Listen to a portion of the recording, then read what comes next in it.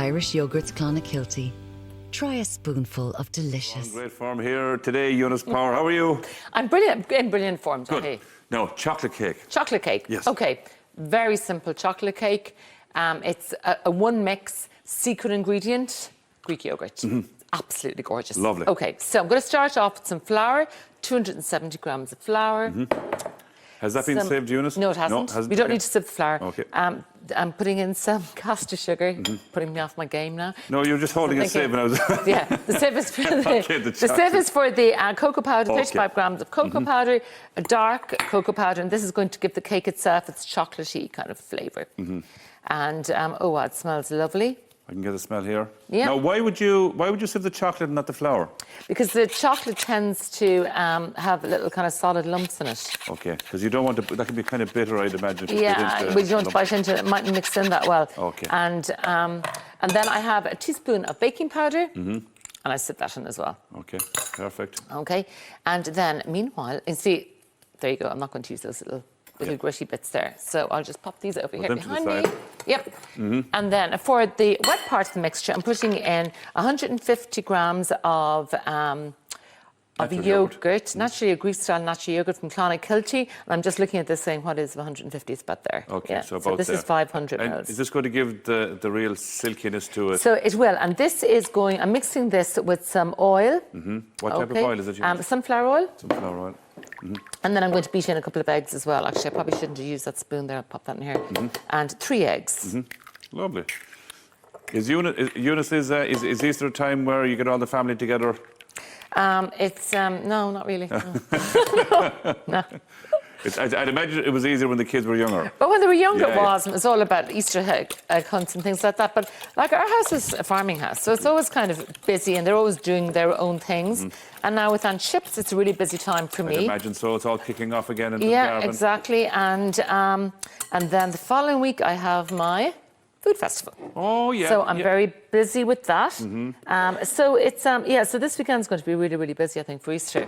Now, like probably maybe my mum, if she's listening, she might cook lunch for us or dinner that night. Good old mom. On Easter Sunday. But would you like any? Can you request something now while you have? Well, actually, some lamb would be lovely. Bit of lamb. How would you like the lamb? Medium rare roast, nice medium. What would you like with it? I'd like some fennel gratin with parmesan and tomato. Your mother's a fast writer. Go on. And she is, and I'd like some nice crispy roast potatoes. Okay, yeah, wait. Yeah.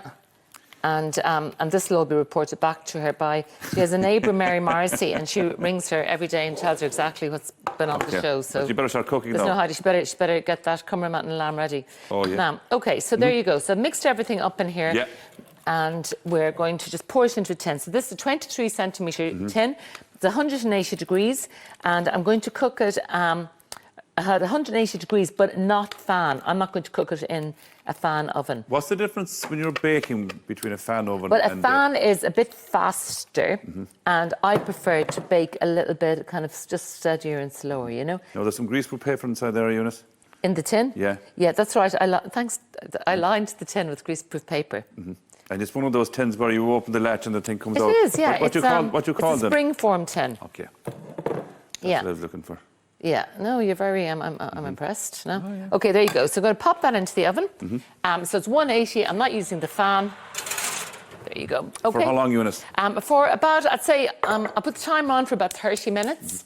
And then I will, about 30 minutes, I'll check it, and then I'll see what it needs. But I don't want to overcook it, you know what I mean? So could take about 40 minutes or so, but we'll just check it. Now, here, I've got some chocolate, so some nice 70% cocoa. Now, in this, I'm going to put in some creme fraiche, okay? Ooh. So there's 150 grams of chocolate, and I'm putting in 150 grams of creme fraiche. So this is a ganache. So normally, when we're making a ganache, you'd have equal amounts of cream and chocolate, okay? But here, we're going to use the creme fraiche. Now, the benefit of using the creme fraiche is that you get a much moussier kind of icing. So this, as I made this just a little So the made creme it earlier. fraiche as opposed to ordinary cream, Eunice. Yeah, as opposed to ordinary cream, Yeah. you get a much nice. I think you get a much It's better. like chocolate spread, even thicker. Yeah, it's absolutely gorgeous. Yeah. So it's moussier. That's kind of moussier, moussey. yeah. Is that a word? Moussey? It is now, yeah, moussier. It is, yeah. So we'll just see, and it'll come together really, really quickly. So I'm just doing this. I made this a bit early because you need to cool it down a little bit first of all. How long should you leave it cool down? You know, like I suppose I made this about maybe I'm a bit. I could be a bit too cool. Okay.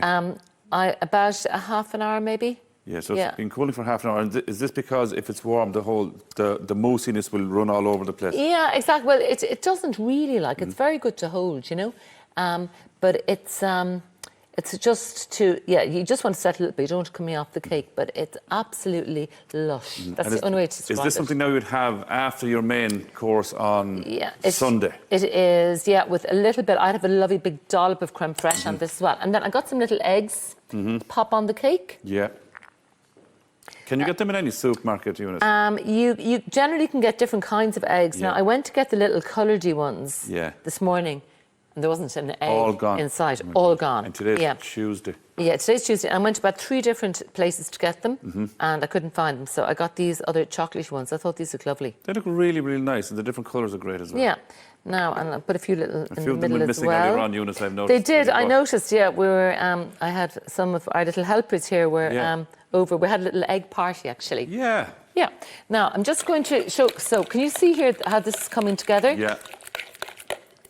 So I'll be able under a high heat in a pot of water. Yeah, pot of water, and just keep an eye on it. You know, it'll only take a minute or two. Yeah. So, leave it cool down, Eunice, before you apply it. Exactly. Will you remember all of this? Because when that comes out of the oven, you'll be on it, okay? Will we be in the 5 o'clock news? What time is it now? Yeah, we'll be in the 5 o'clock news, cake decorating. Now, this is just, I can actually feel as I'm cutting through it.